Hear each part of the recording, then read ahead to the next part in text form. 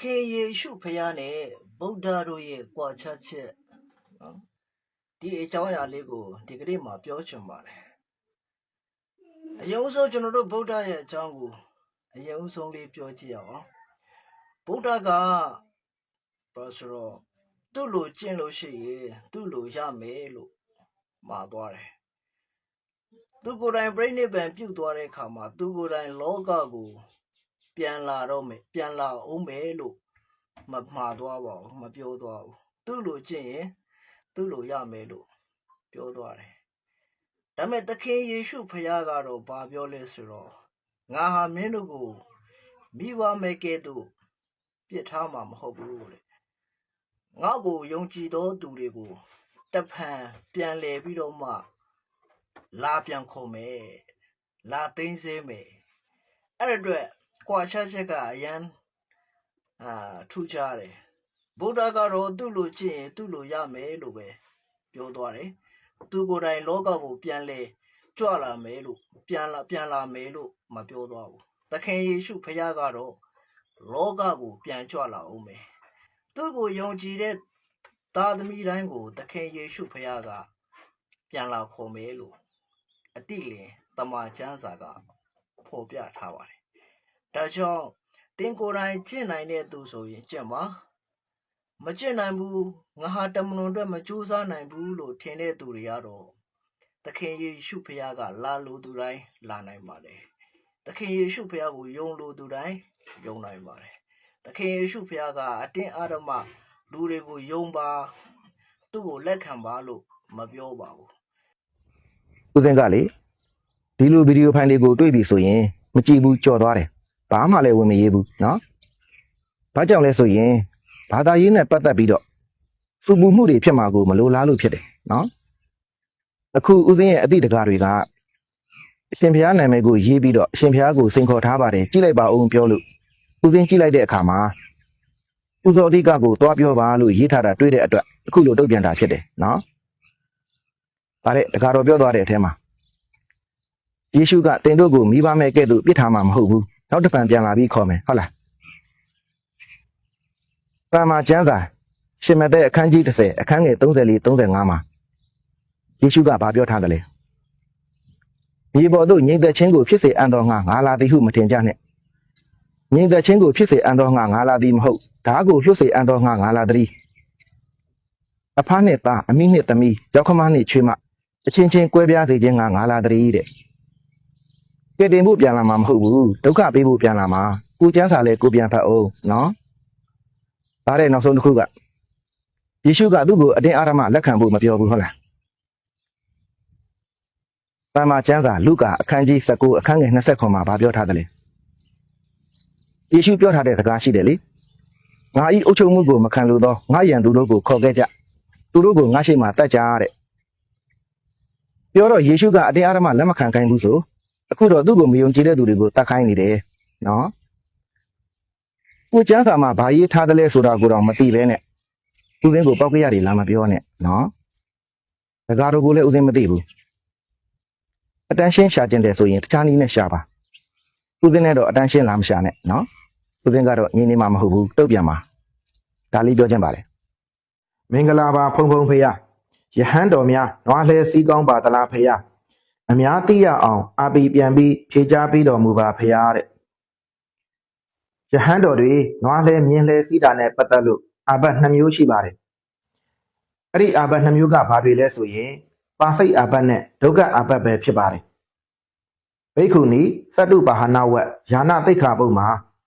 မနာမဖျားပဲရှင်ဖြစ်သွားသောဘိက္ခုနီမသည်ပါစိတ်အာဘတ်တင့်စေဆိုပြီးပြည့်ညတ်တော်မူထားပါတယ်ဒါကြောင့်ပါစိတ်အာဘတ်ဟာအမျိုးသမီးဘိက္ခုနီမတွေကိုပြည့်ညတ်တဲ့သိက္ခာပုဒ်ဖြစ်ပါတယ်မဟာဝါဓမ္မကန္တကပါဠိတော်မှာမနာမဖျားပဲရှင်ဖြစ်သွားသောဘိက္ခုယဟန်သည်ဒုက္ခအာဘတ်တင့်စေဆိုပြီးပြည့်ညတ်တော်မူထားပါတယ်ဒါကြောင့်ဒုက္ခအာဘတ်ဟာအမျိုးသားယဟန်တွေကိုပြည့်ညတ်တဲ့သိက္ခာပုဒ်ဖြစ်ပါတယ်အခုခေတ်မှာအမျိုးသမီးဘိက္ခုနီမတွေမရှိတဲ့အတွက်အမျိုးသမီးဘိက္ခုနီမတွေကိုပြည့်ညတ်တဲ့သိက္ခာပုဒ်ကအကျုံးမဝင်တော့ပါဘူးနော်အမျိုးသားယဟန်တွေကတော့ရှိနေသေးတာကြောင့်အမျိုးသားယဟန်တွေကိုပြည့်ညတ်တဲ့သိက္ခာပုဒ်တွေကတော့အကျုံးဝင်နေသေးပါတယ် ဒါကြောင့်ယဟန်တော်များနွားလဲမြင်းလဲစတာတွေကိုစီးမယ်ဆိုရင်ဒုက္ခအပတ်တင့်တယ်လို့မှတ်သားထားရမှာဖြစ်ပါတယ်အရှင်ဘုရားကားမှာသာသနာအလံတက်တာအပြည့်ကြီးပါသလားဖြေပေးတော်မူပါတဲ့အရင်ဆုံးမြတ်စွာဘုရားလက်ထက်ကသာသနာအလံနဲ့ယနေ့ခေတ်အသုံးပြုနေတဲ့သာသနာအလံမတူဘူးဆိုတာကိုတော့သိထားဖို့လိုပါတယ်နော်မြတ်စွာဘုရားလက်ထက်ကသာသနာအလံကသင်္ကန်းကိုပြုလုပ်တာပါယနေ့ခေတ်သာသနာအလံမျိုးမဟုတ်ပါဘူးယနေ့ခေတ်သာသနာအလံကမြတ်စွာဘုရား၏ရောင်ကြီးတော်6ပါးကိုရည်ညွှန်းပြုလုပ်ထားတာဖြစ်ပြီး1885ခုနှစ်ကနေစတင်ပေါ်ပေါက်လာတာပါမြတ်စွာဘုရားလက်ထက်ကယနေ့ခေတ်အသုံးပြုနေတဲ့သာသနာအလံတွေလည်းမပေါ်သေးသလိုကားလည်းမပေါ်သေးတဲ့အတွက်ကြောင့်ကားမှာသာသနာအလံတက်ရင်အပြည့်ကြီးတယ်အပြည့်မကြီးဘူးအပြည့်ရှိတယ်အပြည့်မရှိဘူးလို့တော့ဘုရားဟောကျမ်းဂန်မှာဖော်ပြထားတာမရှိပါဘူးနော်သို့တော်လည်းပဲနိုင်ငံတော်မဟာတန်ခနာယကအဖွဲ့တန်ခနာယကလက်ဆွဲကျမ်းမှာတော့သာသနာအလံကိုဘာသာရေးပွဲတွေနဲ့ယဟန်တန်ခါတွေကိုပင့်ဆောင်တဲ့ကားတွေမှာသာအသုံးပြုတဲ့ကြောင်းဖော်ပြထားတာရှိပါတယ်နားလည်ပါစေနော်အရှင်ဘုရားဗုဒ္ဓဘာသာမှာပရိက္ခရာ၈ပါးဆိုတာကိုအမှတ်စဉ်နဲ့တကွဖြေကြားပေးတော်မူပါဖေဟာတချို့ကဖဏတ်ပါတယ်ထီးပါတယ်မပါဘူးငင်းဆိုနေကြလို့မသိ၍လျှောက်ထားခြင်းအတွက်ဖြေကြားပေးတော်မူပါဖေဟာတဲ့အထင်ရှားဆုံးပရိက္ခရာ၈ပါးကိုအရင်ပြောပါမယ်နော်အထင်ရှားဆုံးပရိက္ခရာ၈ပါးက1တပိတ်2သင်းပိုင်3ဧကတိ4နှစ်ထပ်သင်္ကန်း5ကပန်းကျိုး6ဘဲခွက်ဓာငယ်9အနှစ်အချီ8ရေစစ်တို့ပဲဖြစ်ပါတယ်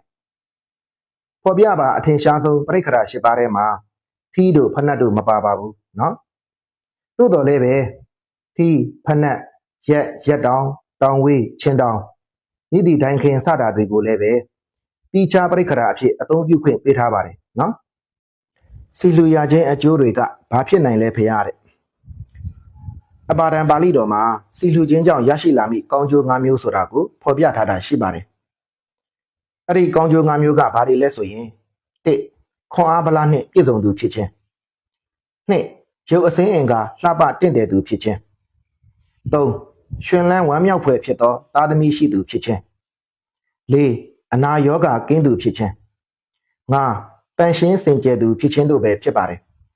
ဒါဟာစီလူခြင်းကြောင့်ရရှိလာမည့်ကောင်းကျိုးတွေပဲဖြစ်ပါတယ်ဖုံဖုံဖရမိဘစကားနားထောင်တဲ့သားသမီးဟာစိတ်မစင်းရဲကိုယ်မစင်းရဲဘူးလို့ပြောကြပါတယ်ဖရာသုဒ္ဓောဒနမင်းကြီးကဖရာလောင်းကိုစကြဝဠာမင်းဖြစ်စေခြင်းတာ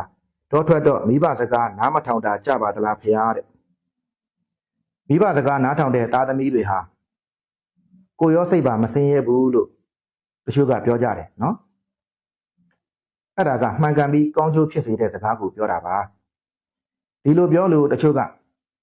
ဘယ်မိဘကကိုသားသမီးကိုမှန်မှန်မကန်ဆိုးကျိုးဖြစ်စေမဲ့စကားမျိုးပြောပါမလဲလို့မေးလာနိုင်ပါတယ်မိဘလည်းပုထုဇဉ်လေပုထုဇဉ်ဖြစ်တဲ့အတွက်အမှားမကင်းနိုင်တာကြောင့်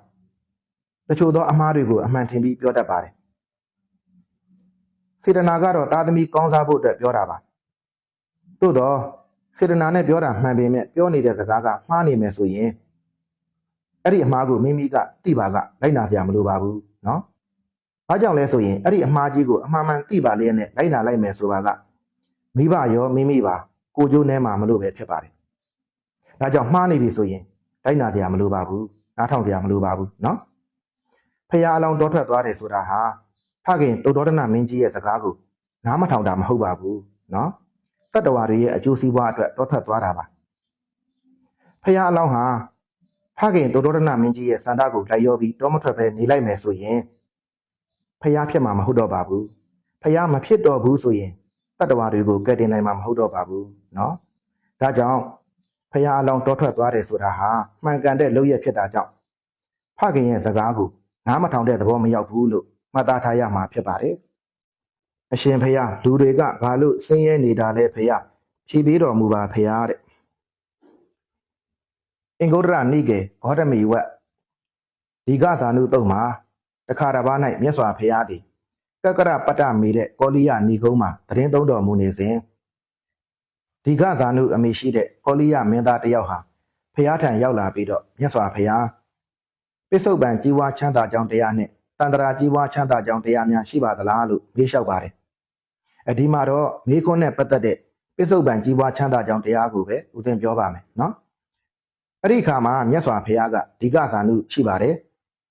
ပစ္စုပန်မှာကြီးပွားချမ်းသာခြင်းတယ်ဆိုရင်တိဥဋ္ဌာဏတံပရာထကြွလုံလမှုရှိရမယ်ထကြွလုံလမှုရှိုံနဲ့ရပြီလားမရသေးပါဘူးဓက္ခလုပ်ငန်းကျွမ်းကျင်မှုလည်းရှိရမယ်အနာလတ္တဇွဲကောင်းမှုလည်းရှိရမယ်ဥပါယဝိမန္တဤပညာလည်းရှိရမယ်တဲ့နှစ်အရခတံပရာရှာဖွေလို့ရရှိလာတဲ့ပစ္စည်းဥစ္စာတို့ကိုလည်းအလေအလွင့်မရှိအောင်ကောင်းစွာထိမ့်သိမ်းစောင့်ရှောက်တတ်ရမယ်တဲ့သုံးကလျာဏမိတ္တတံပရာမိကောင်းဆွေကောင်းတို့ကိုလည်းကောင်းစွာပေါင်းသင်းဆက်ဆံတတ်ရမယ်တဲ့လေးတမ္မဇီဝိတာတံပရာဝင်ငွေနဲ့ထွက်ငွေကိုလည်းမျှတစွာသုံးစွဲတတ်ရမယ်တဲ့ဤတံပရာလေးချက်နဲ့ညီအောင်ကျင့်နိုင်မယ်ဆိုရင်ယခုပစ္စုပန်မှာကြီးပွားချမ်းသာလိမ့်မယ်လို့ဟောကြားတော်မူပါတယ်ဒါကြောင့်လူတွေဟာဘာကြောင့်ဆင်းရဲနေတာလဲဆိုရင်ဤတံပရာလေးချက်နဲ့ညီအောင်မကျင့်နိုင်လို့ဆင်းရဲနေတာဖြစ်တယ်ဟုမှတ်သားထားရမှာဖြစ်ပါတယ်